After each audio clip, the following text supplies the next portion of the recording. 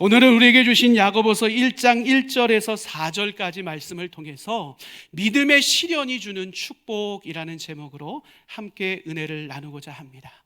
여러분, 오늘 우리가 함께 살펴볼 야고보서의 말씀은요, AD 40년에서 50년경에요 예수님의 동생인 야고보에 의해서 쓰여진 편지입니다. 야고보 사도가요, 모든 곳에 각국 각 지역에 흩어져 있는 유대 그리스도인들을 향해서 쓴 편지인데요, 여러분, 이 편지는 흔히요 기독교의 윤리서라고 불리고 있습니다. 그 이유가 무엇인가 하면 모든 그리스도인들의 신앙생활, 그것뿐만이 아니라 우리의 삶의 자리 가운데 이루어야 될 믿음의 선한 영향력의 모습이 무엇인지를 야고보서는 어떤 서신보다 자세하게 기록하고 있기 때문에 그렇습니다. 야고보서가 이 서신을 쓸 수밖에 없었던 이유가 있었습니다. 그 당시에 초대교회 성도들이요, 예수를 믿는 감격, 성령의 충만함에 온전히 빠져 있어서요, 삶을 등한시 여기기 시작했습니다. 하나님이 기뻐하시는 삶의 모습은, 온전한 믿음의 모습은 삶과 믿음이 조화를 이루고 균형 있게 세워져야 되는데, 과도하게 믿음에만 집중하다 보니까 삶을 놓치기 시작했어요. 그래서 야고보 사도가요, 편지글을 통해서 무엇을 제시했습니까? 행함이 없는 믿음은 살아있지 못한 죽은 믿음이다 라는 그 핵심적인 말씀을 통해서, 메시지를 통해서 이 야고보서를 기록했습니다.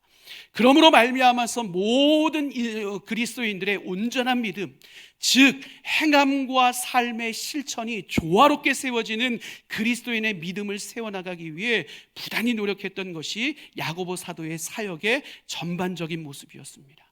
이것은 우리 지금을 살아가는 그리스도인들에게도요 아주 중요한 지침이 되죠. 왜 그렇습니까?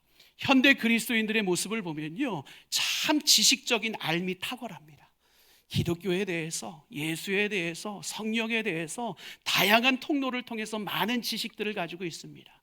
그렇다면 여러분들이 가지고 있는 그 지식적인 믿음이요, 겉으로 잘 믿게 보여지는 그 믿음들이요, 여러분들의 삶을 통해서 선한 영향력으로 드러나고 있습니까? 참으로 안타깝게도 그 삶의 실천적 영향력의 부분들이 참 부족한 것이 한국교회뿐만 아니라 모든 지금의 시대를 살아가고 있는 성도들의 모습임을 발견하게 됩니다. 그렇기 때문에 우리는 야고보서의 말씀을 끊임없이 묵상하면서요, 우리의 삶을 점검하고 돌아보고 믿음과 삶의 모습이 균형과 조화를 이루는 온전한 믿음으로 세워지기 위해서 끊임없이 노력하고 집중하는 그리스도인의 삶을 살아가야 됨을 우리는 분명히 기억해야 됩니다. 여러분, 이와 같은 내용을 담고 있는 야고보서 가운데 오늘 우리가 함께 은혜 나누고자 하는 부분은요, 바로 믿음의 시련을 대하는 그리스도인의 태도에 대한 부분입니다. 오늘 야고보 사도는 믿음의 시련이 우리의 인내를 성숙하게 하고 믿음까지도 성숙한 열매를 맺게 한다라고 분명히 선언하고 있습니다. 그렇다면 그 놀라운 믿음의 열매를 맺기 위한 믿음의 시련을 대하는 그리스도인들의 태도는 무엇이 되어야 될까? 오늘 그것을 살펴보면서 함께 은혜를 나누고자 합니다. 오늘 야고보 사도는 그 내용을 전하기에 앞서서 가장 먼저 어떤 내용을 전하고 있어요? 여러 곳에 흩어져 있는 유대 그리스도인들에게 문안 인사를 하면서 오늘 말씀을 시작하고 있습니다. 그 내용이 무엇입니까? 1절에 보니까 하나님과 예수 그리스도의 종인 야고보는 모든 흩어져 있는 12지파에게 문안하노라 라고 말씀을 시작하고 있는 것을 보게 됩니다. 여러분, 그렇다면 여기서 궁금증이 생기지요. 왜 12지파의 사람들이 여러 지역으로 흩어질 수밖에 없었느냐는 궁금증이 생기게 됩니다. 여러분, 이 질문에 대한 답은요, 우리가 사도행전 8장에서 찾을 수 있습니다. 하나님께서 예수의 제자들에게 성령의 충만함을 경험케 하심으로 말미암아 그들이 흩어져 복음을 전하기 시작합니다. 하나님께서 은혜 주심으로 말미암아 이스라엘의 지경 가운데도 복음이 확산되어지기 시작했어요. 그런데 문제가 무엇이었어요? 이것을 못마땅하게 여기는 사람들이 있었습니다. 복음을 거부하는 사람들이 있었던 거예요. 그들 중심으로 복음을 따르고 예수를 믿는 자들을 핍박하는 일들이 일어나기 시작했습니다. 그래서 예수 믿는 것 때문에 감옥에 잡혀가고, 예수 믿는 것 때문에 돌에 맞고, 심지어는 어떤 일이 발생했습니까? 예수 잘 믿는 스데반 집사가 예수 믿는 것 때문에요, 돌에 맞아 죽는 끔찍한 일이 벌어지고 말았습니다. 여러분, 이와 같은 일이 반복적으로 벌어짐으로 말미암아서요, 그 당시에 예수를 믿는 사람들이 좀 더 평안함 속에서 예수님을 믿는 일에 집중하기 위해서 각 세계로 흩어지기 시작했고, 그곳에 자신들의 믿음을 정착하고 자신들의 삶을 세워나가기 시작했습니다. 디아스포라 기독교인들이 바로 그때에 세계에 퍼지면서 그곳 가운데서 복음의 역사를 또 다시 아름답게 이루어 갔습니다. 그럼에도 불구하고 그들의 삶의 모습은 어땠어요? 고향을 떠났습니다. 타지에서 하루하루를 살아가는 어려움 속에 그들의 삶이 지속되어지고 있었습니다. 그런 그들을 안타깝게 여긴 야고보가요, 바로 오늘 문안 인사를 하며 오늘의 서신을 시작하고 있는 거예요. 그런데 오늘 우리가 이 문안 인사 가운데 주목해 봐야 될 표현이 있습니다. 오늘 야고보 사도는 문안하노라라고 고백하고 있는데요, 여러분, 이 문안하노라라는 단어는요, 헬라어로 카논이라는 단어를 사용하고 있습니다. 이 카논이라는 단어의 의미가 무엇인 줄 아세요? 기뻐하라라는 의미예요. 여러분, 이해가 되십니까? 지금 핍박으로 말미암아서요, 정말 사랑하는 고향을 떠나서 타지에서 고생하고 있는 성도들이에요. 그렇다면 그들에게 어떤 인사를 하는 게 합당할까요? 힘내, 하나님이 너의 삶에 위로로 함께 하시기를 기도할게, 적어도 이와 같은 위로와 격려의 메시지를 보내는 것이 합당하지 않을까요? 그런데 희한하게도요, 야고보 사도는 그 고난과 핍박의 자리에서 고향을 떠나서 고군분투하며 신앙생활하고 있는 그들에게요, 기뻐할 것을 선언하고 있다는 사실이에요. 그런데 참 놀랍게도요, 단 한 번만 그 선언을 하지 않습니다. 2절에 넘어가니까 2절에서도 너희가 여러 가지 시험을 만나게 될 것인데 그곳 가운데서도 온전히 기뻐하라라고 이야기를 합니다. 심지어 문법상으로 최상급을 사용해서요, 온전히 최고로 기뻐하는 삶을 살아내라 라고 그렇게 권면의 메시지를 전하고 있습니다. 그 이유가 무엇일까요? 왜 고통 속에서도, 아픔 속에서도, 시련 속에서도 기뻐하라라고 명령하고 있는 것일까요? 여러분, 우리가 그 이유를 알기 전에요, 오늘 야고보 사도가 이야기하고 있는 여러 가지 시험이라는 것에 대한 의미를 발견할 필요가 있을 것입니다. 오늘 야고보 사도가 이야기하고 있는 여러 가지 시험이라는 것이 무엇이에요? 오늘 우리들의 삶의 자리 가운데 찾아오는 시련과 고통과 아픔과 환난과 핍박이요, 한두 가지의 문제가 아니라는 사실이에요. 여러분의 삶을 한번 돌이켜 보시길 바랍니다. 여러분의 삶에는 어떤 시련들이 있으십니까? 정신적인, 육체적인, 경제적인 시련들이 다가옵니다. 어디 그뿐입니까? 사람과의 관계를 통한 시련이 때로는 다가옵니다. 환경적 어려움의 시련이 우리의 삶을 막아설 때도 얼마나 많이 있는지 모릅니다. 어디 그것뿐입니까? 우리가 속한 공동체 안에서의 시련들도 다가오기 마련입니다.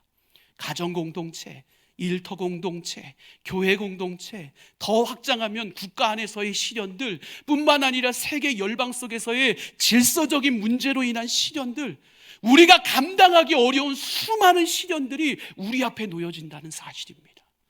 우리는 이것들로 인해서 때로는 어려운 상황들을 마주대하게 됩니다. 아픔을 경험하게 됩니다. 고통스러운 상황 앞에 서게 되는 경우들도 얼마나 많이 있는지 모릅니다. 오늘 야고보 사도는 이와 같이 감당하기 어려운 수많은 무수한 시련과 고난과 핍박 속에서도 우리에게 기뻐할 것을 요청하고 있는 거예요. 왜요? 그 이유가 무엇입니까? 야고보 사도는 그 이유에 대해서 분명하게 우리에게 이야기를 합니다. 그 이유는 우리 가운데 다가오는 시련은 쓰레기처럼 버릴 것이 아니라, 절대로 의미 없는 시간들이 아니라, 우리 가운데 다가오는 시련과 고난은 우리의 삶과 믿음의 유익함과 축복이 되기 때문이다라고 야고보 사도는 우리에게 분명하게 이야기하고 있습니다. 여러분, 그런데요, 오늘 이 야고보 사도의 증언은요, 야고보 사도만 이야기하는 것이 아닙니다.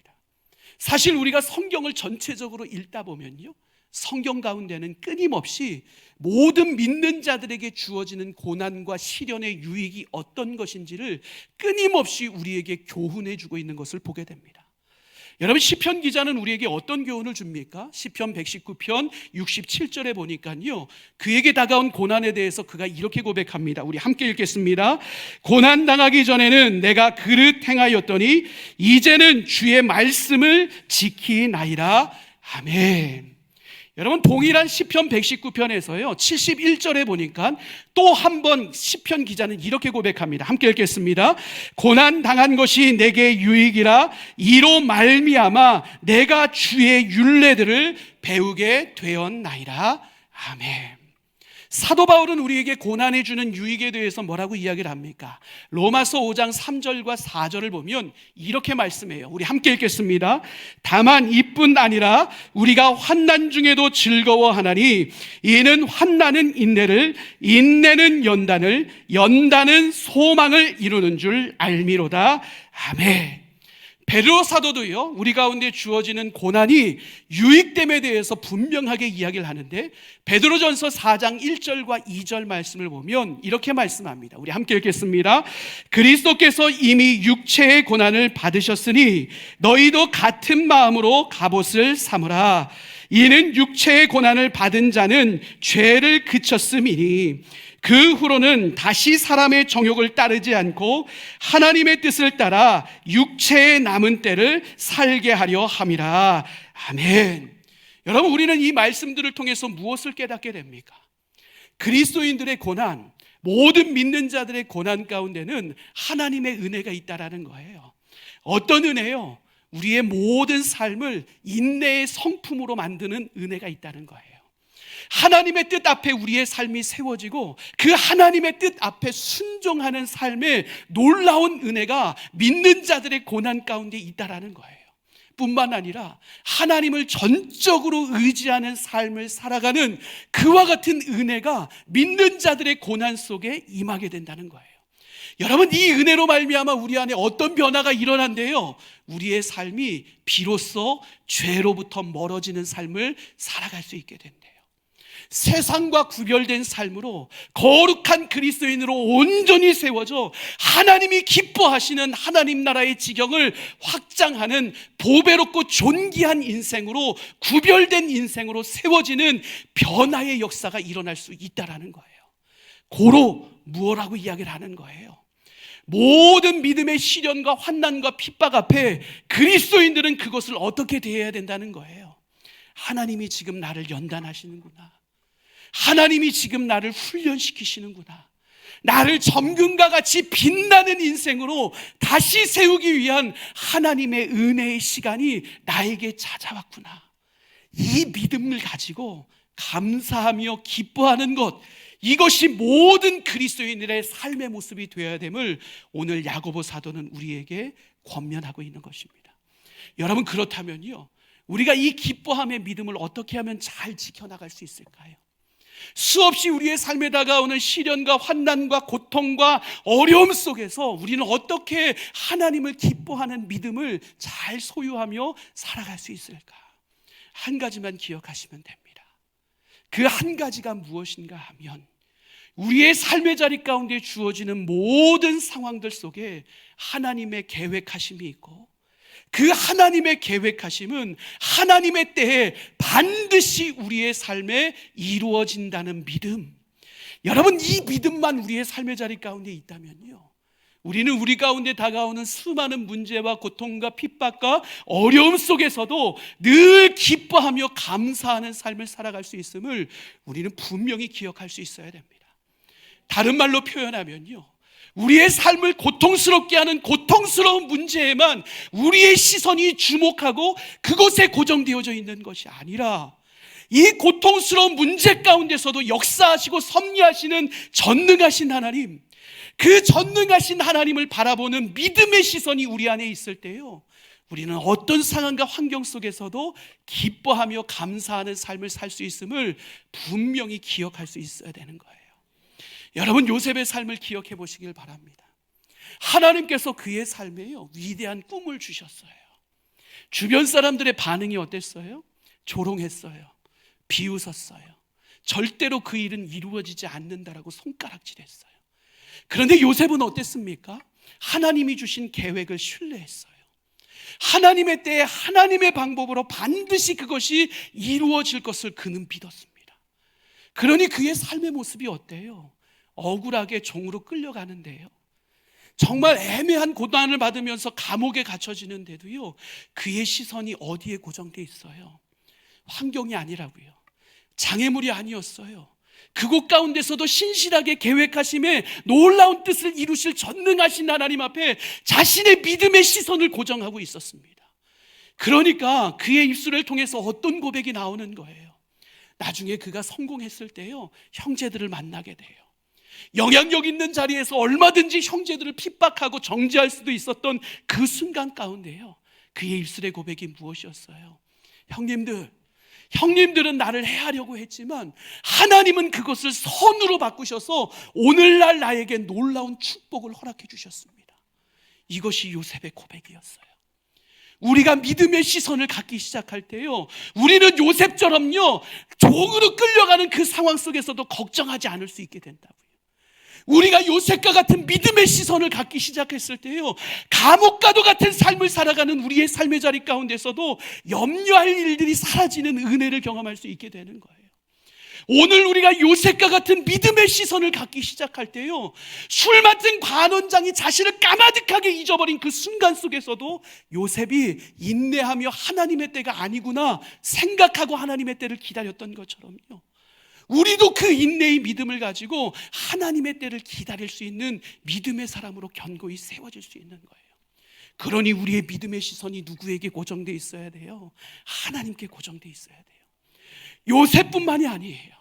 히스기야라는 엄청난 믿음의 사람, 이 사람 역시도요, 자신의 삶을 향한 하나님의 계획을 신뢰했습니다.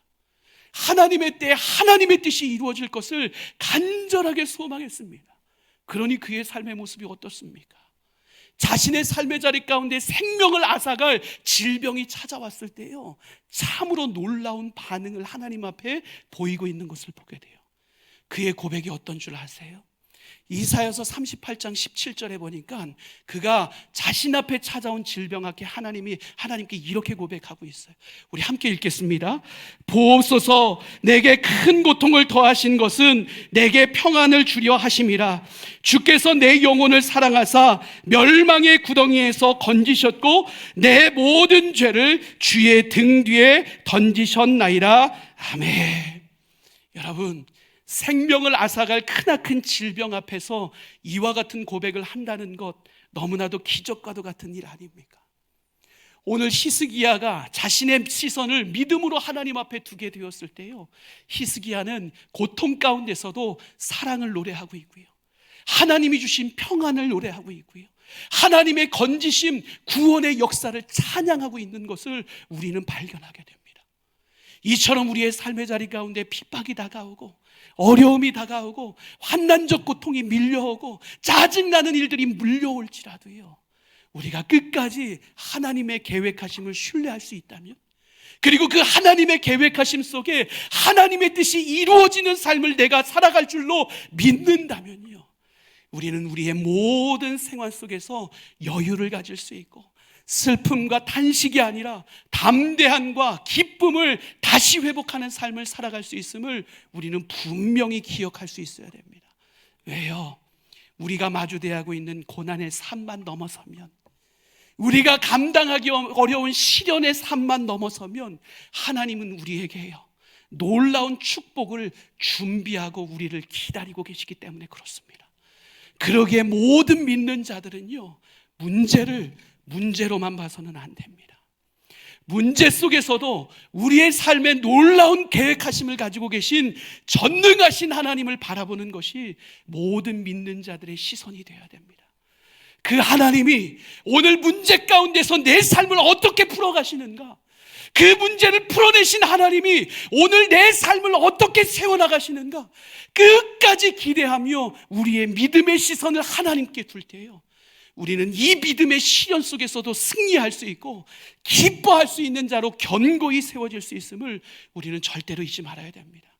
우리의 기쁨의 근원이 되신 하나님께서요, 우리에게 뭐라고 약속하셨어요? 로마서 8장 18절에 보면 현재의 고난은 장차 우리에게 주어질 영광과 비교할 수 없다라고 선언하십니다. 여러분, 이 사실 믿으십니까?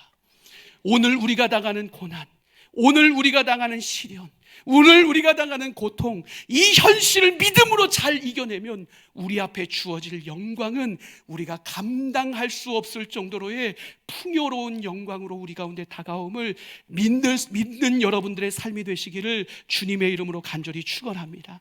여러분, 이 믿음 가운데 견고히 서서요, 오늘 내 앞에 다가오는 모든 고난과 시련들 하나님의 계획하심과 뜻하심을 신뢰하고 잘 이겨냄으로 말미암아서요, 이 땅을 살아가는 우리 모두가 믿음의 견고한 승리자들이 될 수 있기를 주님의 이름으로 간절히 축원합니다.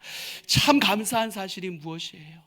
하나님은요, 우리가 그렇게 하나님의 계획하심을 신뢰하고 그 하나님의 뜻이 이루어질 것을 믿고 우리의 발걸음을 믿음의 발걸음으로 내딛기 시작할 때요, 우리를 홀로 내버려 두시는 분이 아니라 예수 그리스도로 말미암아 그 길을 함께 동행하는 은혜를 주시는 하나님이시라는 사실이 우리한테 진정한 감사입니다. 여러분, 이 세대 가운데 전도자로 잘 알려져 있는 목사님이 계세요. 누구예요? D.L. 무디 목사님이시죠. D.L. 무디 목사님의 집회 가운데는 특별함이 있어요. 어떤 특별함이 있어요? 목사님의 말씀의 은혜도 있지만 목사님이 꼭 한 사람씩을 데리고 다니셨어요. 어떤 사람이에요? 찬양하는 사람이에요. 그래서 말씀의 은혜도 있었지만 찬양의 감동의 은혜가 그 집회 가운데 울려 퍼짐으로 말미암아서 많은 이들이 주께로 돌아오는 은혜의 역사가 있었어요. 그런데 D.L. 무디 목사님이요, 어느 날은 고민이 되는 거예요.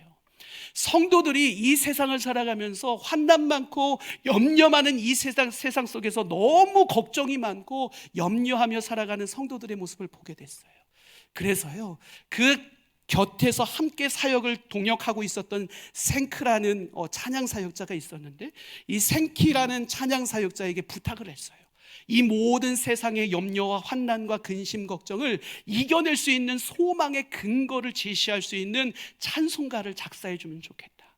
그래서 이 생키라는 찬양 사역자가요, 찬양을 만들었어요.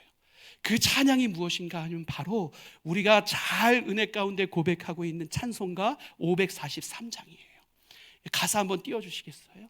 우리 한번 이 찬양 1절 가사인데요, 우리 함께 이 찬송가를 불러보실까요? 어려움이 당할 때 나의 믿음 적으나 의지하는 내 주를 더욱 의지합니다. 세월 지나갈수록 의지할 것 뿐이세. 무슨 일을 당해도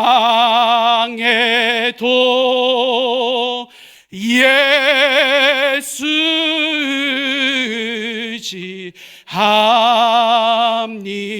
의지합니다. 여러분, 아멘이십니까? 여러분, 우리는 연약하거든요. 우리는 부족합니다. 우리의 힘만으로 하나님의 위대한 계획하심을 알고 그 뜻 가운데 거하며 믿음의 걸음을 한 걸음 내딛는 것 자체가 너무나도 어려움으로 다가옵니다. 그런데 참으로 감사한 사실이 무엇이라고요? 이 환난 가운데요, 이 시련 가운데요, 이 고통 가운데 우리 혼자 내버려진 것이 아니라는 사실이에요. 오늘 우리는 의지할 대상이 있어요.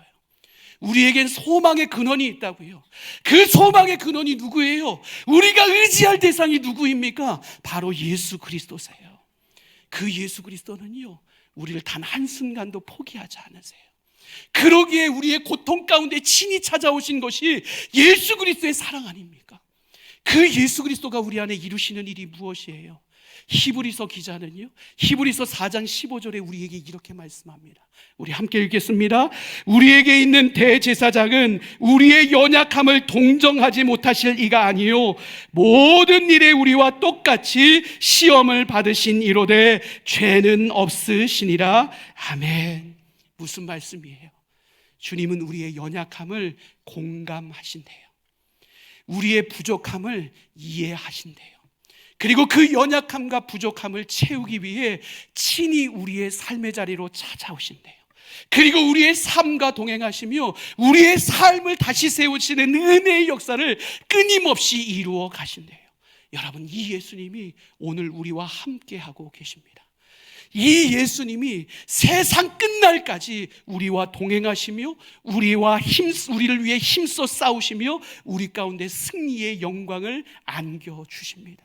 이 주님과 동행하며 우리 앞에 주어진 모든 시련 속에서도 하나님의 계획을 믿고 믿음으로 당당히 승리할 수 있는 복된 은혜의 사람들 되시기를 주님의 이름으로 간절히 축원합니다. 여러분, 그런데요, 우리가 이 주님과의 동행을 통해서요, 우리 안에 이루어야 될 것이 있어요. 끊임없는 믿음의 시련 속에서도 주님과 동행하며 우리가 열매 맺어야 될 그것이 무엇인가? 그것은 바로 오늘 3절에서 야고보 사도가 이야기하고 있는 것처럼 인내의 열매를 맺는 것이 우리의 삶의 자리 가운데 필요해요. 예수 그리스도는 어떤 존재예요? 인내의 대명사 아닙니까? 하나님의 구원의 계획하심을 신뢰했어요. 그것을 통해서 빛나는 영광이 이 땅에 찾아올 것을 예수님은 기대했어요. 그래서 예수님은 어떤 것을 인내하세요? 십자가 고난을 인내하세요. 모든 조롱과 핍박을 인내하세요. 모욕을 인내하세요. 침뱉음을 인내하세요. 그 모든 인내의 결과가 무엇이었어요?